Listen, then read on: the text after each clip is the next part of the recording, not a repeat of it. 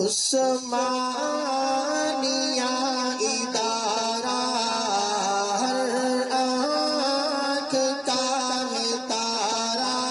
السلام علیکم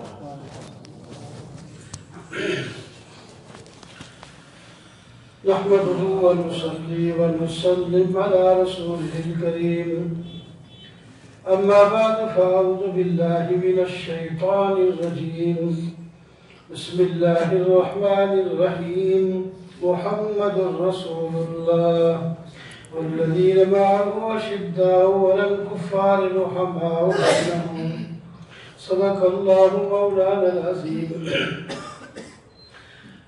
اللهم صل وسلم دائما أبدا على حبيبك خير الخلق كلهم سلام على خير الأنام وسيدي حبيب إله العالمين محمد بشير النذير الحاشمي المكرم وطوف الغوف من يسمى بأحمد يا رب صل وسلم دائما أبدا على حبيبك خير الخلق كلهم۔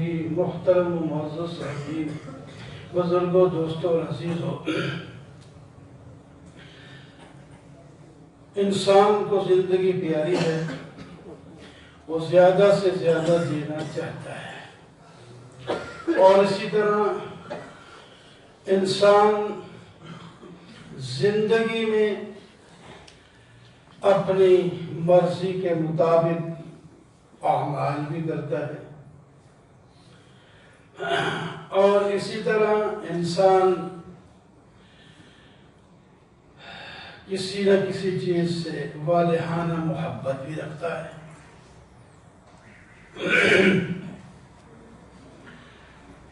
اس کا کوئی انکار نہیں۔ زندگی محبوب عمل بھی کرتا ہے اور کسی نہ کسی چیز سے والہانہ محبت بھی رکھتا ہے، لیکن زندگی کے بعد موت ضروری ہے۔ کل نفس ذائقۃ الموت، اور اسی طرح جو بھی عمل کرتا ہے اس کا بدلہ بھی ضرور ملے گا۔ اچھا عمل کرے یا برا عمل کرے، اس واسطے اس کو سوچ کر عمل کرنا چاہیے کہ میں جو عمل کر رہا ہوں اس کا بدلہ کیا ہونا چاہیے۔ اللہ نے دماغ دیا ہے، عقل دیا ہے، انسان خود سوچ سکتا ہے۔ چور کبھی نہیں کہے گا کہ میں اچھا عمل کر رہا ہوں، ڈاکو کبھی بھی نہیں سوچے گا کہ میں اچھا عمل کر رہا ہوں، جھوٹ بولنے والا کبھی بھی نہیں سوچ سکے گا کہ میں اچھا عمل کر رہا ہوں۔ یہ انسان کے اندر ایک مفتی بیٹھا ہے، اس کو فتویٰ دے دیتا ہے۔ جب نماز پڑھے گا تو اس کو دل فتویٰ دے گا کہ اللہ تعالیٰ اس پر مجھے اپنی رضا نصیب فرمائیں گے۔ روزہ رکھتا ہے تو اس کا دل چاہتا ہے کہ بھائی مشکل سے میں سارا دن روزہ رکھا ہے لیکن اس کا نتیجہ اچھا نکلے گا۔ یا بنی انہا ان تک مثقال حبۃ من خردل فتکن فی صخرۃ او فی السماوات او فی الارض یأتی بہا اللہ۔ حضرت لقمان کی زبانی اللہ تعالی ہمیں سمجھا رہے ہیں کہ تمہارا ہی ایک بھائی ہے، تو اپنے بیٹے کو یہ نصیحت کر رہا ہے، بیٹا آپ نے جو بھی عمل کیا، کسی وادی میں، پہاڑی میں، دریا میں، رات کو چھپ کر، دن میں، کہیں بھی آپ نے عمل کیا تو قیامت کے دن حاضر کر دیا جائے گا، اس کا مجھے بدلہ ملے گا۔ تو اس واسطے عمل کو سوچ کر کے کرنا چاہیے، اور اسی واسطے تیسری چیز جو ہے محبت بھی بے شک لگا۔ انسان کے اندر اللہ نے محبت کے جذبات رکھے، لیکن جہاں سے روکا ہے محبت سے وہاں نہ رکھے۔ جس چیز کی محبت کا حکم ہے اس سے محبت کریں۔ مومن کو سب سے زیادہ محبت اللہ سے ہوتی ہے۔ والذین آمنوا اشد حبا للہ، قرآن کہتا ہے کہ جو ایمان والے ہیں وہ سب سے زیادہ محبت اللہ سے کرتے ہیں۔ سب سے زیادہ محبت کائنات میں، سب سے زیادہ محبت مومن کو اللہ سے ہوتی ہے۔ پھر جتنا تعلق کسی کا اللہ سے مضبوط ہوتا ہے پھر اس سے بھی محبت ہوتی ہے۔ پیغمبر کا تعلق اللہ سے مضبوط ہوتا ہے تو مومن کو پیغمبر علیہ السلام سے بھی محبت ہوتی ہے، ضرور ہونا چاہیے۔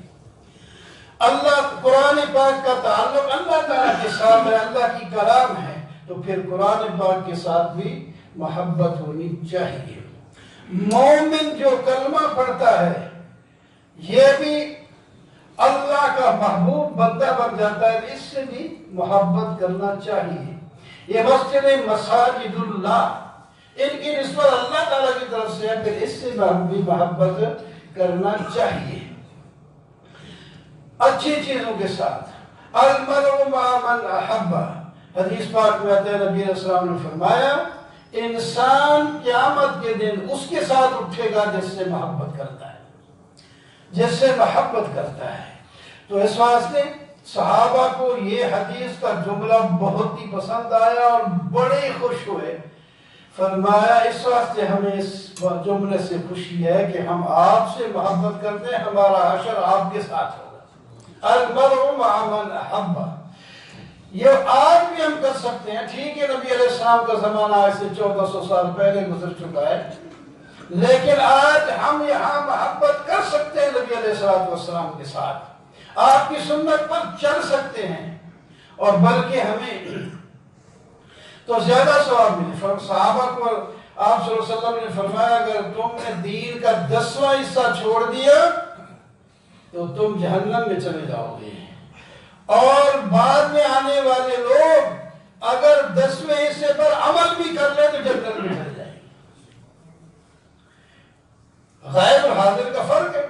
نبی علیہ السلام جب موجود ہیں، صحابہ کرام کا ایمان بے شک بڑا پختہ ہے، بڑا ہے، اونچا ہے، اتنا اونچا ہے کہ اللہ تعالیٰ نے فرمایا یہ معیار ہے۔ فَإِنْ آمَنُوا بِمِثْلِ مَا آمَنْتُمْ بِهِ، اگر دوسرے لوگ اس طرح ایمان لائے صحابہ جیسے تم لائے ہو تو فقط اہتدوا، پھر ہدایت پائیں گے۔ اتنا اونچا ایمان ہے، صحابہ کے ایمان کو معیار قرار دیا ہے، اونچے لوگ ہیں وہ صحابیت جس طرح نبوت اللہ تعالیٰ کی طرف سے عطا کرتا ہے، یہ صحابیت بھی اللہ تعالیٰ کی طرف سے عطا کردہ چیز ہے۔ ان کو کوئی بڑے سے بڑا ولی، ساری جہان کے ولی بھی مل جائیں، علماء، صلحاء، پیر، بزرگ سارے مل جائیں تو اس صحابہ کی خاک کو بھی نہیں پہنچ سکتے جس نے ایک لمحے کے لیے نبی علیہ السلام کو دیکھ کر کلمہ پڑھا۔ شان اتنی اونچی ہے، یہ 100 سال 200 سال 400 سال عبادت کرتے رہے، دن رات عبادت کرتے رہے، ان کو بدلہ ملے گا، لیکن صحابہ کو نہیں پہنچ سکتے۔ صحابہ بڑی اونچی شان، اونچی، اللہ تعالیٰ نے ان کو پسند کیا، اللہ تعالیٰ نے منتخب کیا۔ نبی علیہ السلام فرماتے ہیں ان اللہ اختارنی واختارنی یا صحابی، جیسے اللہ نے مجھے چن لیا ہے میرے صحابہ کو بھی چن لیا ہے میری صحبت کے لیے۔ آپ کے رشتہ دار بھی تھے، دوسرے چوتھے لوگ بھی تھے، لیکن صحابی وہی بنا جس کو اللہ نے چنا ہے۔ ابو طالب نہیں بن سکا صحابی، ابو لہب نہیں بن سکا، ابو جہل نہیں بن سکا۔ یہ بڑے بڑے لوگ تھے، سردار لوگ تھے، ان کی لوگ سنتے تھے، ان کی بڑی عزت تھی، لیکن اللہ نے جب پسند نہیں کیا تو وہ صحابی نہیں بن سکے۔ حبشے سے حضرت بلال آ رہے، اس کو اللہ تعالیٰ نے پسند کر لیا۔ حبشہ کدھر ہے، کالے رنگ ہیں، موٹے ہونٹ ہیں، جو بھی حبشیوں کی شکل ہوتی ہے وہ تو آپ نے دیکھے ہیں، آخر انہی میں سے تھے تو ایسے ہی۔ لیکن اللہ اکبر، آپ معراج پر تشریف لے جاتے ہیں تو ایسے پتہ چلتا ہے کوئی آگے بندہ جا رہا ہے۔ جبریل یہ کون آدمی ہے جو مجھ سے بھی آگے نکل کے جا رہا ہے؟ یعنی آواز جیسے چلنے کی آواز آتی ہے، آواز محسوس ہو رہی ہے، اوپر آسمان ہو گئے اوپر۔ حضرت جبریل نے علیہ السلام نے عرض کیا حضرت آپ سے آگے کوئی نہیں، یہ آپ کا ایک خادم صحابی بلال مدینے کی گلیوں میں چل کر مسجد نبی میں اذان دینے جا رہا ہے، اس کی آواز یہاں سے جا رہی ہے۔ یہ ہے دین، یہ ہے عمل۔ جب فوت ہونے لگے بیوی رو رہی ہے کہ علیحدگی ہو جائے گی، فرمایا رونے کی کیا ضرورت ہے، ہم تو کل اپنے محبوب سے جا کے ملیں گے، میری تو تڑپ ہے کب میں جاؤں، مجھے یہاں دنیا مزہ نہیں آ رہا۔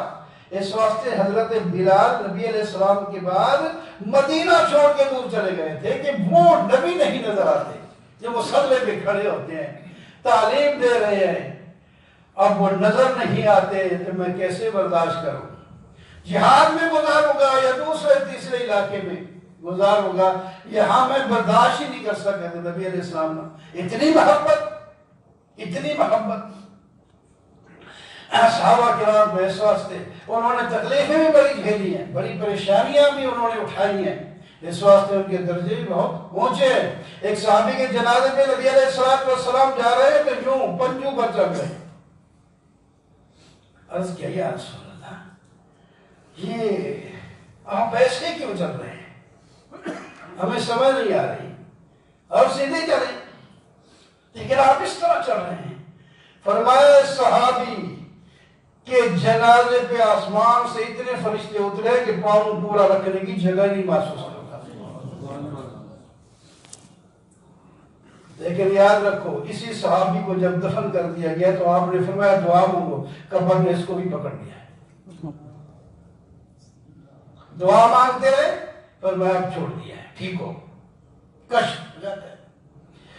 کس لیے ہمیں سبق دینے کے لیے کہ کوئی یہ نہ سمجھے کہ نماز اس نے پڑھ لی، سمجھا میں بہت بڑا آدمی ہو گیا ہوں، جمعہ پڑھ لیا، نماز پڑھ لی تو بہت ہی کچھ ہو گیا۔ اللہ تعالیٰ پکڑنے پہ آئے تو چھوٹی بات پر پکڑے اور ہمیشہ کے لیے جہنم میں ڈال دے تو یہ حق کا انصاف ہے۔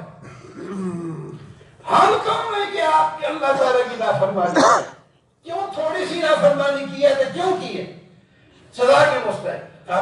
تو یہ چیزیں بعض دفعہ ظاہر اس واسطے کر دی جاتی ہیں تاکہ آنے والے لوگ سبق پکڑیں، عبرت حاصل کریں کہ اتنے بڑے اونچے لوگ جن کی جنازہ نبی علیہ السلام پڑھ رہے ہیں، پڑھا رہے ہیں اور ساتھ جا رہے ہیں، دفن کرا رہے ہیں، اور فرشتے آتے ہیں ان کی جنازے کے اندر شریک ہوتے ہیں، تو کسی بات پر اس کو بھی پکڑ لیا قبر نے۔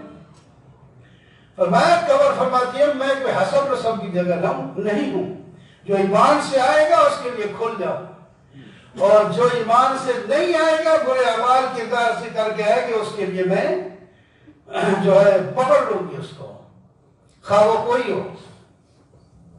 تو میرے دوستوں اور بزرگوں، ہمیں اس دنیا سے چلا جانا ہے، کبھی بھی نہیں رہنا ہے۔ میں حدیث سنا رہا تھا، اسی کا ہی خلاصہ ہے، یا محمد صلی اللہ علیہ وسلم اشما شئت فإنک میت، جتنا چاہے زندہ رہ لے لیکن آخر مر جانا ہے۔ وعمل ما شئت فإنک مجزی بہ، جو عمل چاہے کر لے اس کا بدلہ بھی ملے گا۔ وأحبب من شئت فإنک مفارقہ، جس سے چاہے محبت کر لے ایک دن اس سے جدا ہو جائے گا۔ یہ تین چیزیں آپ کو خطاب کر کے مجموع الزوائد میں طبرانی میں یہ روایت موجود ہے، اور جناب فرمایا اور مومن کی عزت اور شرف کس میں ہے؟ وَعْلَمْ أَنَّ شَرْفَ الْمُؤْمِنِ صَلَاتُهُ بِاللَّيْلِ، مومن کا شرف، مومن کی عزت، رات کو جب لوگ سو جاتے ہیں مصلی پہ کھڑا ہو کر نماز پڑھتا ہے، یہ شرف ہے۔ اور وَعِزُّهُ اسْتِغْنَاهُ عَنِ النَّاسِ، لوگ تو زیادہ سے زیادہ دوستیوں کو یہ اچھا سمجھتے ہیں میرا بڑے آدمی کے ساتھ، فرمایا عزت اس کی جو ہے اس میں ہے کہ لوگوں سے مستغنی ہو جائے، نہ مانگے نہ قدر، نہ اس کو کوئی لوگوں سے لالچ ہی نہ رہے، جو کچھ رہے تو اللہ کے ساتھ۔ ان دو جملوں کی انشاءاللہ تشریح میں